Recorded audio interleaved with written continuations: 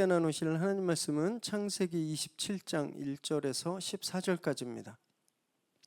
저와 여러분이 한 절씩 교대로 읽으시겠습니다.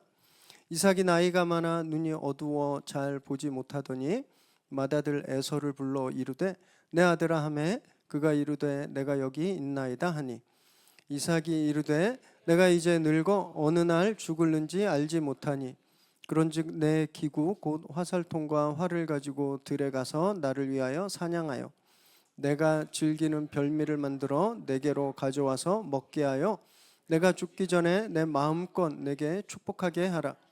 이삭이 그의 아들 에서에게 말할 때에 리브가가 들었더니 에서가 사냥하여 오려고 들로 나가매 리브가가 그의 아들 야곱에게 말하여 이르되 내 아버지가 내 형 에서에게 말씀하신 것을 내가 들으니 이르시기를 너를 위하여 사냥하여 나를 위하여 사냥하여 가져다가 별미를 만들어 내가 먹게 하여 죽기 전에 여호와 앞에서 내게 축복하게 하라 하셨으니 그런즉 내 아들아 내 말을 따라 내가 내게 명령하는 대로 염소떼에 가서 거기서 좋은 염소 새끼 2마리를 내게로 가져오면 내가 그것으로 내 아버지를 위하여 그가 즐기시는 별미를 만들리니 내가 그것을 내 아버지께 가져다 드려서 그가 죽기 전에 내게 축복하기 위하여 잡수시게 하라. 야곱이 그 어머니 리브가에게 이르되 내 형 에서는 털이 많은 사람이요 나는 매끈매끈한 사람인즉 아버지께서 나를 만지실진대 내가 아버지의 눈에 속이는 자로 보일지라 복은 고사하고 저주를 받을까 하나이다. 어머니가 그에게 이르되 내 아들아 너의 저주는 내게로 돌리리니 내 말만 따르고 가서 가져오라. 그가 가서 끌어다가 어머니에게로 가져왔더니 그의 어머니가 그의 아버지가 즐기는 별미를 만들었더라. 아멘. 오늘 우리에게 주시는 하나님의 말씀입니다. 우리나라 민속 우화 중에 청개구리 이야기가 있습니다. 어렸을 때 한 번씩 읽어보셨거나 들어보셨죠? 지독하게 엄마 말을 안 듣는 청개구리가 있었는데 엄마 개구리가 산으로 가라 그러면 들로 가고 윗동네 심부름 시키면 아랫동네 심부름 가고 심지어 울음도 제일 모르서 개굴개굴 가리키면 굴개굴개 이렇게 우는 엄마가 시키는 족족 반대로 하는 그런 청개구리였습니다. 엄마가 이 아들 때문에 병이 걸렸어요. 그래서 회복하지 못하고 이제 죽어가면서 아들에게 유언을 남깁니다. 엄마가 생각한 거예요.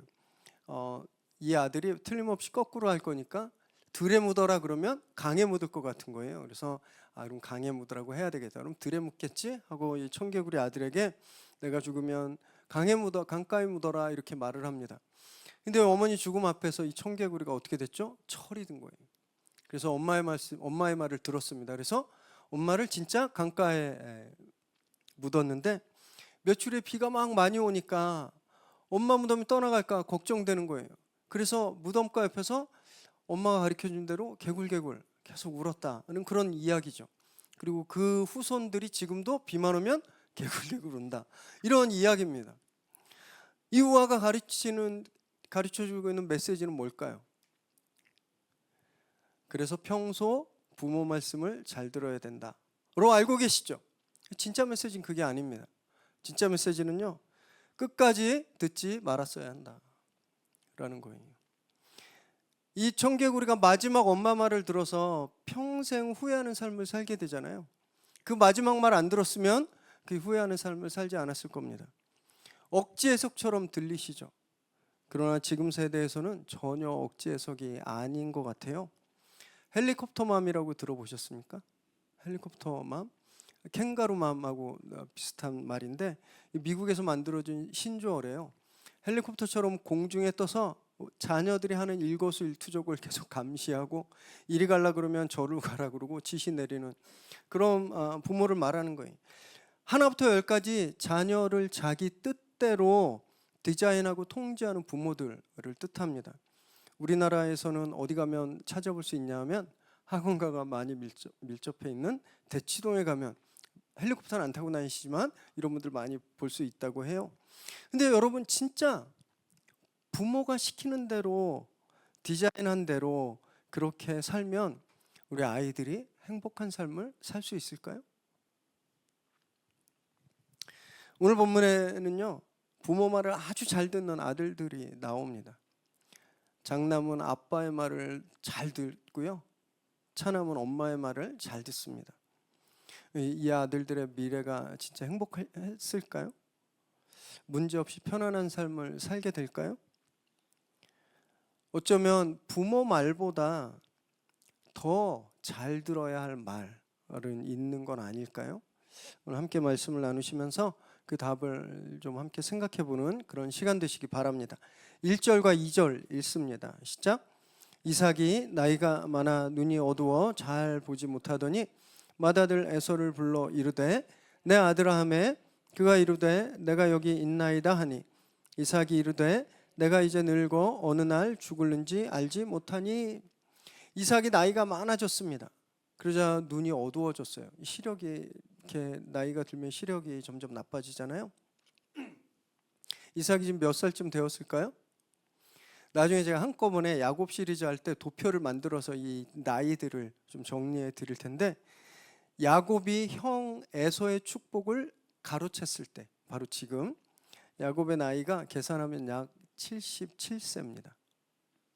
그럼 이삭은 몇 살일까요? 한참 계산했는데 되게 쉽더라고요. 이삭이 40에 결혼했죠? 그리고 20년 후에 아들들을 낳았잖아요. 그때가 몇 살이에요? 60. 그 후로 77년 더하면 몇 살이에요? 137. 네. 이삭은 나이가 많아져서 시력이 어두워졌는데 전 나이가 많으니까 산수가 잘 안 되더라고요. 그래서 아들들한테 물어봤습니다. 이렇게 나이가 많아지니까 이게 앞이 잘 안 보이는 거예요. 그래서 나 이제 얼마 못 살 거다라고 생각하고 에서를 부릅니다. 축복을 남기기 위해서. 근데 아쉽게도 에서는 앞으로도 40년 이상을 살게 됩니다. 창세기 35장 28절에 의하면 이삭의 나이, 부고를 전하면서 이삭의 나이가 나오는데 그가 180세라고 되어 있어요. 그러니까 지금이 137세니까 이때부터 이삭은 43년 정도를 더 살게 되는 거죠. 근데 어쨌든 시력이 나빠지니까 나 이제 금방 죽을 거다 생각하고 아들을 부르는데, 여기 보면 1절에 잘 보지 못하다라는 말이 있습니다. 이 말은요, 두 가지 뜻을 가지고 있습니다. 하나는 진짜 이 육체적인 눈의 시력이 나빠져서 잘 안 보이는 거예요. 동시에 분별력이 사라졌다라는 뜻을 가지고 있습니다. 사리 분별을 못하게 된 거예요. 그러니까 이삭은 나이가 많아져서 잘 못 볼 뿐만이 아니라 이 육체적인 시력뿐만이 아니라 분별할 수 있는 능력, 영적인 시력도 잃어버리게 된 겁니다.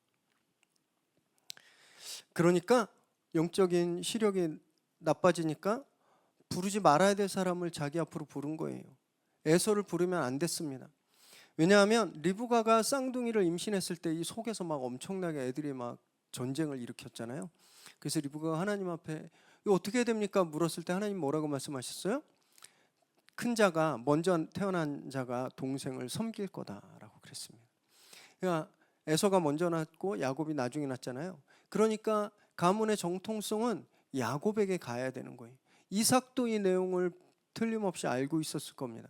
그러면 유언을 남기고 축복을 하고 가문의 정통성을 넘겨주려면 누구를 불러야 했어요? 야곱을.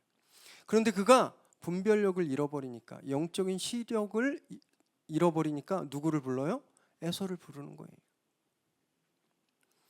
눈이 나빠지면 잘 안 보입니다. 눈이 나빠지면 사물이 저게 나무인지 기둥인지 잘 안 보이잖아요. 영적인 시력이 나빠지면요, 가까이 해야 될 사람인지 멀리 해야 될 사람인지 구별을 잘 못하게 되는 거예요. 그래서 우리는요, 내 주변에 어떤 사람들이 나 가까이 있나 잘 봐야 됩니다.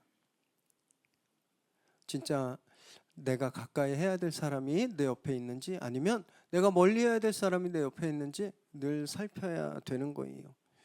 3절과 4절 읽습니다. 시작. 그런즉 내 기구 곧 화살통과 활을 가지고 들에 가서 나를 위하여 사냥하여 내가 즐기는 별미를 만들어 내게로 가져와서 먹게 하여 내가 죽기 전에 내 마음껏 내게 축복하게 하라. 에서를 부른 후에 이삭이 에서에게 말한 것은 이겁니다. 가서 지금 사냥을 해와. 그래서 평소에 내가 잘 먹는 음식 별미를 만들어 주면 내가 너에게 축복해 줄게라고 말하고 있는 겁니다. 나이 들어서 눈이 어두워지고 사리 분별을 못하게 되니까 이삭이 사랑하는 대상이 바뀐 거예요. 여기서 즐기다라는 말은 사랑하다라는 뜻을 가지고 있거든요. 이삭이 사랑하는 말년에 이삭이 사랑하는 것이 음식이 되었습니다. 별미가. 원래 이삭은요, 기도를 사랑했던 사람이에요. 기억하시죠? 이삭은 들에서 평소 습관대로 묵상하고 기도하는 사람이었습니다.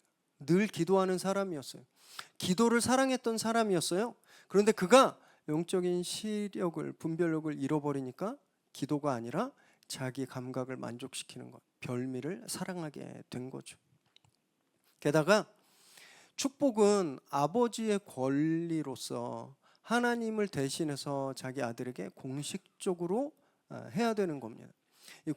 이 공식적인 행사인데 에서를 몰래 부르고 또 에서에게 음식을 해오면 축복을 해주겠다라고 조건을 달고 있잖아요. 이렇게 변해버린 거예요. 에서가 팥죽 한 그릇에 장자권을 팔았을 때와 너무너무 닮아 있죠. 팥죽에 자기 권리를 에서가 넘겼잖아요.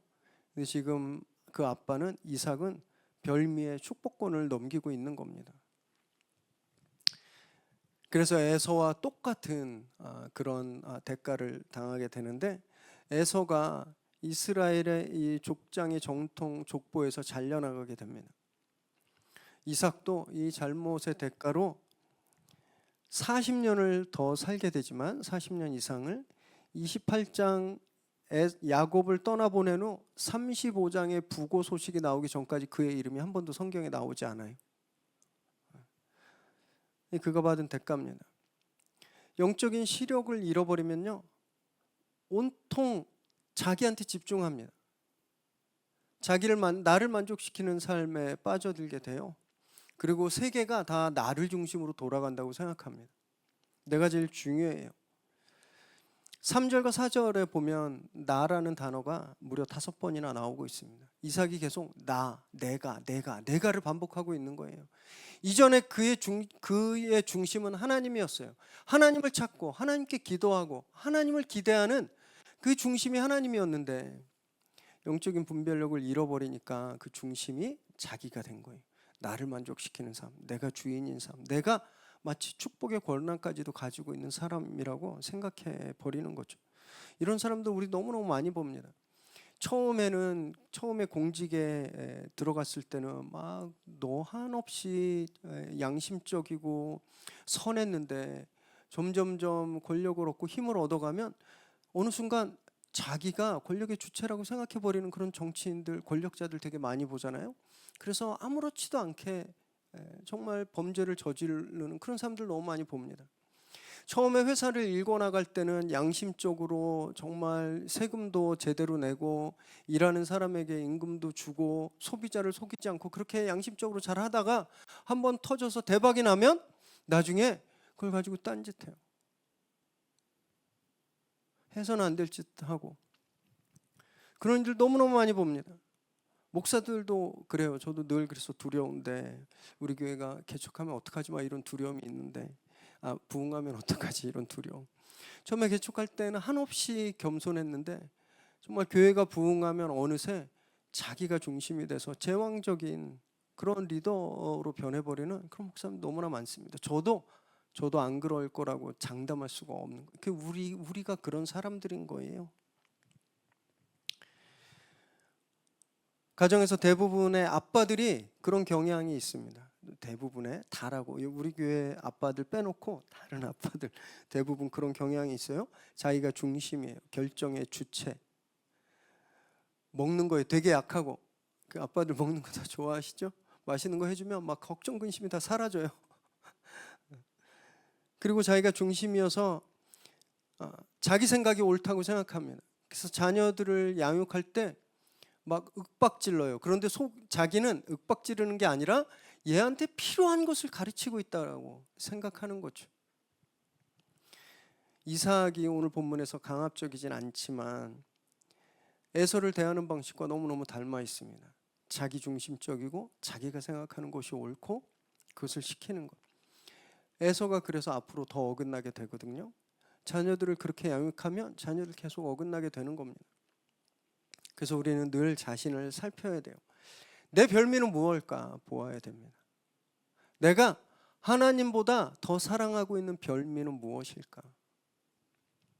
나를 만족시키고 나를 즐겁게 하고 그래서 나를 무너뜨리게 하고 있는 그것이 무엇인지 우리는 늘 두려운 마음으로 돌아보아야 합니다. 그리고 십자가 앞에서 나를 죽이는 훈련을 끊임없이 해야 되는 거죠. 내가 죽지 않으면 언제든지 내가 살아나서 별미를 만들어내기 때문에 그렇습니다. 내가 좋아하는 그 별미가 나와 가족들을 망가뜨리지 않도록 늘 십자가 앞에서 나를 죽이는 저와 여러분 되시기 바랍니다. 10절에서 8절 읽습니다. 시작. 그런즉 내 아들아 내 말을 따라 내가 내게 명하는 대로 염소떼에 가서 거기서 좋은 염소 새끼 2마리를 내게로 가져오면 내가 그것으로 내 아버지를 위하여 그가 즐기시는 별미를 만들리니 내가 그것을 내 아버지께 가져다 드려서 그가 죽기 전에 내게 축복하기 위하여 잡수시게 하라. 이삭이 에서를 불러서 말한 이 대화 내용을 리브가가 다 들은 겁니다. 그래서 큰일 났다 싶은 거예요. 야곱을 급히 부릅니다. 그래서 뭐라고 하냐면 이제부터 내가 하는 말 잘 들어. 그리고 내가 하는 말대로 해. 가서 좋은 새끼 염소 2마리를 잡아와. 그럼 내가 네 아버지가 좋아하는 별미를 만들 테니까 그걸 아버지께 갖다 드리고 네가 형 대신 축복을 받아라. 이대로 해라 라고 말하는 거예요. 여러분 리브가가 어떤 여인이었습니까? 리브가 믿음의 여인이었어요. 시집 올 때 친정을 떠나올 때도 2번 생각하지 않았습니다. 머뭇거리지 않았어요.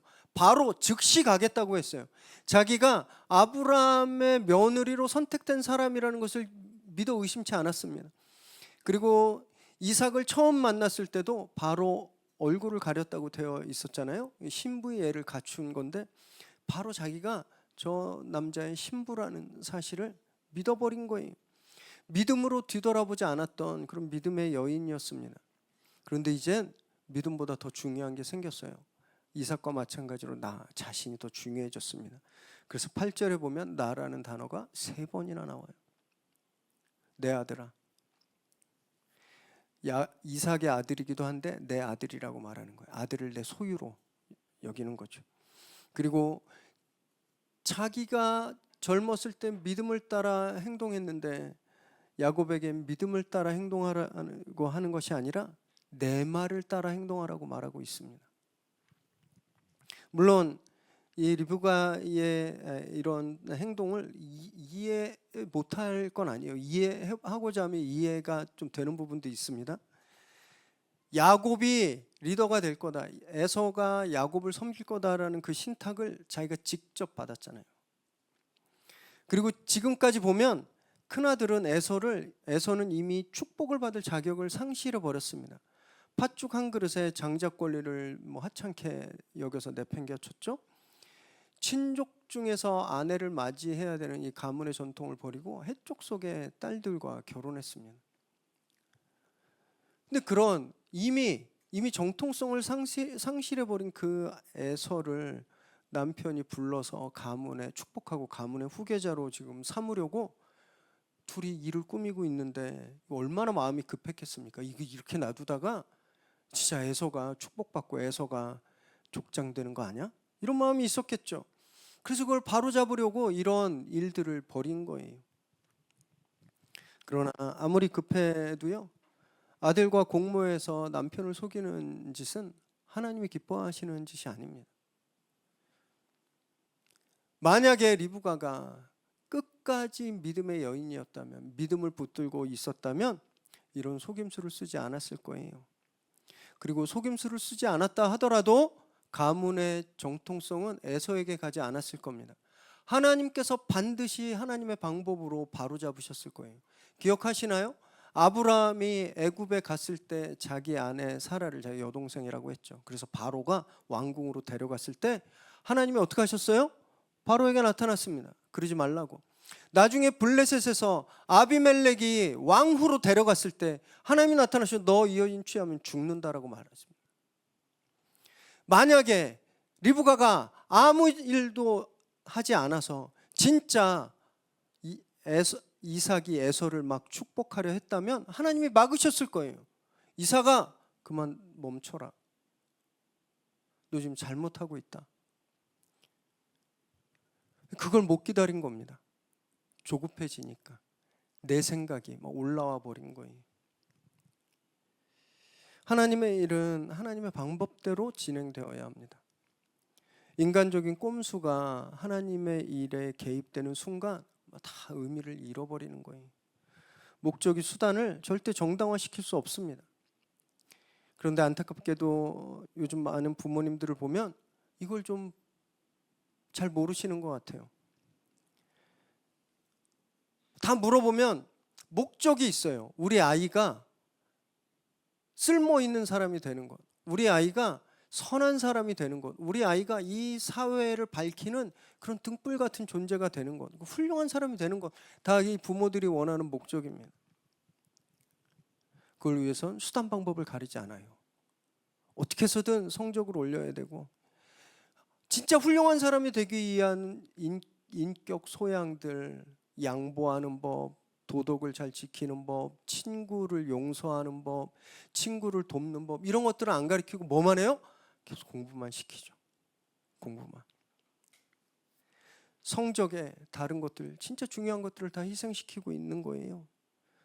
말씀 훈련시키고 기도 훈련시키고 예배 훈련시키는 것보다 성적이 더 중요한 크리스찬 부모들도 되게 많습니다. 그래서 아이들 막 이렇게 야, 시험 끝나면 뭐 교회 가, 이거 끝나면 수련회 가, 이거 끝나면 성역 공부해, 이렇게 말하죠. 한번 생각해 보십시오. 지난주에 아이들에게 기도하자, 성경 보자, 이렇게 몇 번이나 우리 말했나요? 그보다 훨씬 더 많이 하는 말, 너는 왜 이렇게 방학이라고 팽팽 놀아? 학원 빨리 가야지, 문제집 빨리 풀어야지. 우리 이런 말 더 많이 쓰고 있잖아요. 목적은 있는데 수단이 옳지 못한 겁니다. 엊그제 신문 보고 제가 진짜 막 너무 황당했는데, 6살 유치원생이거든요. 6살짜리를 위한 의대 진학반이 있는 거 아세요? 걔는 친구들이랑 놀면서 공동체성을 배워야 될 아이입니다. 걔는 자기가 원하는 게 있어도 같이 있을 땐 자기가 원하는 것을 하지 않아야 된다라는 것을 훈련해야 될 나이예요. 근데 그런 게 아니라 그 아이를 의대 진학반에 넣는 거예요. 이렇게 의사 되면 어떤 의사가 되겠습니까? 여러분, 자녀를 정말 사랑한다면요, 하나님께 맡겨야 됩니다. 하나님이 이 아이를 인도하신다라는 믿음을 가지고 기다릴 줄 알아야 돼요. 이삭이 에서를 축복하려고 했다가 40년 넘게 이 성경에서 사라지는 것처럼 이 남편을 속이려고 결국은 속이게 되죠. 이 리브가 이 일 때문에 정말 큰 대가를 치르게 되거든요. 사랑하는 아들 야곱을 다시는 못 봅니다. 생이별을 하는 거예요. 여러분, 아이들이 훈련이 필요하다면, 아이들이 배움의 훈련이 필요하고 양육의 훈련이 필요하다면요, 부모에게도 똑같은 훈련이 필요한데, 부모에게 필요한 훈련은 기다림입니다. 기다림. 믿고 기다리는 훈련을 해야 돼요. 믿고 기다릴 때 하나님께서 우리 아이를 통해서 하시는 일을 그때 보게 되는 겁니다. 기다리지 않으면 절대 볼 수가 없어요. 조급함을 내려놓고 믿음으로 자녀들을 하나님께 맡기시기 바랍니다. 그래서 내 기대보다 훨씬 더 크게 우리 아이를 성장시키시는 하나님의 인도하심을 경험하게 되시기 바랍니다. 11절 12절 읽습니다. 시작. 야곱이 그 어머니 리브가에게 이르되 내 형 에서는 털 많은 사람이요 나는 매끈매끈한 사람인즉 아버지께서 나를 만지실진대 내가 아버지의 눈에 속이는 자로 보일지라 복은 고사하고 저주를 받을까 하나이다. 엄마가 이런 사기극을 말하니까 야곱이 엄마 말을 선뜻 따르지 못하는 거예요. 그런데 왜 따르지 못하나 봤더니 아버지를 어떻게 속일 수 있겠습니까? 못하겠습니다. 이래서 머뭇거리는 게 아니라, 아니 엄마 아이디어는 좋은데 형은 털이 북실북실하잖아. 에서가 붉다라는 뜻이 있잖아요. 막 붉은 털이 막 온몸에 막 이렇게 난 그런 상남자인데 자기는 아이돌 그룹처럼 매끈매끈한 거예요. 아버지가 팔을 축복하려고 자기를 만지거나 팔을 잡을 텐데 이거 에서 팔이 아닌데? 그러다 들통나면 축복은 고사하고 저주받으면 어떡해? 아버지를 속이는 게 잘못돼서 머뭇거리는 게 아니라 발각돼서 저주받을까 봐 머뭇거리고 있는 거예요. 아주 못된 아들이죠. 아주 못된 아들. 그랬더니 엄마는 한숨을 더 뜹니다. 괜찮아. 그 저주 내가 받을게. 그러자 야곱이 안심하고 나가서 염소를 잡아옵니다.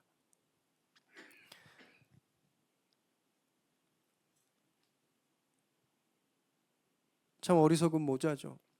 하나님이 원하시지 않는 방법으로 축복을 받을 수 있다고 생각한 야곱 아들이나 아들이 받는 저주를 자기가 대신 받을 수 있다고 생각한 엄마나 다 어리석습니다.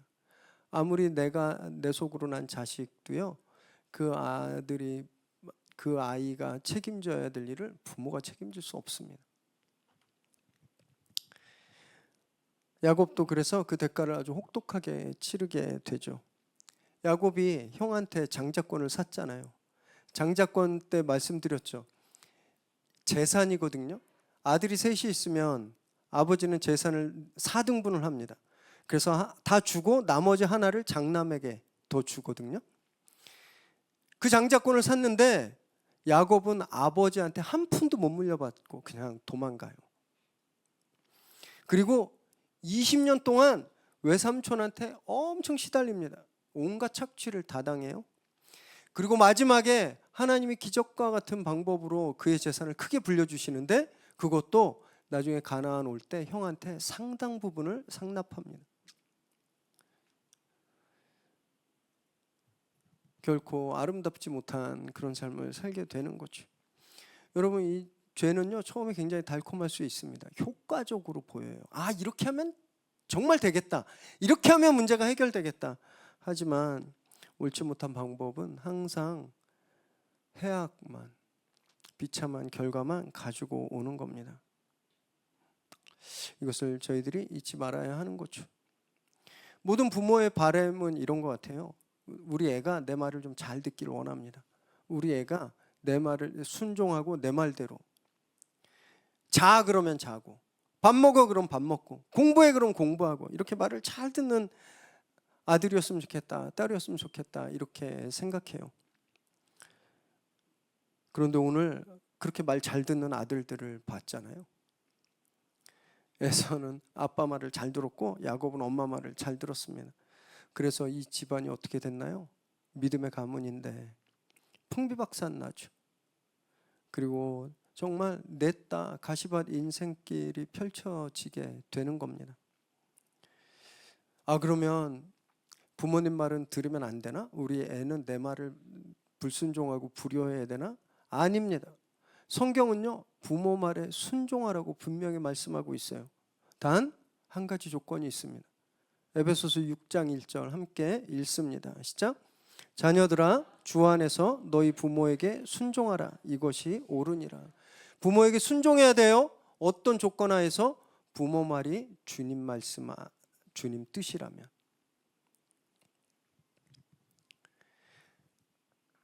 이 말씀을 거꾸로 풀어보면요, 자녀가 순종하길 원한다면 부모 말이 먼저 말씀과 일치해야 된다라는 말입니다. 그때 자녀에게 순종을 강요할 수 있어요. 그리고 그렇게 순종해야 자녀가 잘 되는 겁니다. 그래서 바울이 이 구절에 바로 이어서 부모에게 이렇게 말하고 있는 겁니다. 에베소서 6장 4절 시작. 또 아비들아 너희 자녀를 노엽게 하지 말고 오직 주의 교훈과 훈계로 양육하라. 주의 말씀으로 양육하라 라고 말하는 거예요. 내 말이 아니라 아빠 생각엔, 엄마 생각엔, 아빠가 경험해 보니까, 엄마가 살아보니까 이거다, 그러니까 너도 이렇게 살아라가 아니라 어떻게 양육해야 되는 거예요? 말씀이 이렇게 말씀하고 있다. 하나님이 이렇게 말씀하셨다. 그래서 이렇게 살아야 된다라고 양육해야 된다라는 거죠. 그런데 너무 아쉽게요, 우리가 부모가 자주 쓰는 말이 있습니다. 그게 뭔지 아세요? 네가 현실을 잘 몰라서 그래. 이런 말 맨날 씁니다. 아이가, 엄마 아빠는 자녀가 판검사 되길 원하는데 애가 뭐 그림 그리면은 네가 현실을 잘 몰라서 그러는데 그 돈벌이 안 된다. 애가 뭐 성적이 밥 먹여줘요? 대학이 인생의 전부예요? 막 그러면 네가 현실을 몰라서 그래 라는 말을 많이 쓴다라는 거예요. 말씀이 아니라 뭐예요? 현실. 현실로 자녀들을 양육시킵니다. 그래서 진짜 웃긴 건요, 현실을 정말로 모르는 건 부모라는 사실이에요. 지금 한 30년 전 생각해 보세요. 우리 부모님들 30년 전 우리가 살았던 현실을, 30년 전의 현실을 떠올려 보십시오. 스마트폰 있었나요? AI, 전기자동차, 인터넷 없었어요. 그런데 지금 우리의 현실엔 스마트폰도 있고 AI도 있고 전기자동차도 있잖아요. 그러면 우리 아이가 살아갈 20년이나 30년 후의 현실을 생각해 보세요. 어떤 시대겠습니까? 그 현실을 아세요? 그 현실을 알면서 네가 현실을 모른다 그러는 거예요? 정작 부모가 그 현실을 모르는 거예요. 우리 아이가 살아갈 그 현실을 우리가 모르면서 아이에게 현실이라는 기준을 대고 있는 거죠. 우리 아이들이 살아갈 그 미래의 현실은요, 오직 하나님만 아시는 겁니다. 오직 하나님만 아세요. 그래서 성경은 자녀들을 하나님의 소유로 말하고 있는 거예요. 시편 127편 3절 읽습니다. 시작. 보라, 자식들은 여호와의 기업이요 태의 열매는 그의 상급이로다. 자식들은 엄마 아빠의 기업, 엄마 아빠의 유산이 아니라 엄마 아빠의 상급이 아니라 자식들은 하나님의 유산이고 하나님의 상급이라는 거예요. 다른 말로 자식들은 엄마 아빠의 소유가 아니라 하나님의 소유라는 겁니다. 하나님의 소유고 하나님의 이 아이에게 꿈과 계획을 가지고 계신다라는 거예요. 그리고 이 아이의 미래를 누구보다 잘 알고 계신 하나님께서 이 아이를 그렇게 키워가신다라는 거예요. 그런데 우리는 계속 내 말을 강요하는 거죠. 너 내가 하는 말대로 해. 내 말대로만 들으면 성공할 수 있어. 얼마나 어리석은 모습인지 모릅니다. 그래서 이제부터 우리는요, 내 말, 내 세계관, 내 가치관이 아니라 우리 아이의 원주인, 우리 아이의 진짜 주인이신 하나님의 말씀으로 자녀를 먹이고 입히고 가르쳐야 합니다. 내 말보다 훨씬 그분의 말씀이 중요하다는 것을 우리가 인정해야 되는 거예요. 현실은 빠르게 변하지만 말씀은 절대 변하지 않습니다. 하나님이 영원하신 분이시기 때문에 그래요. 그 영원하신 말씀이 우리 아이를 지키는 겁니다.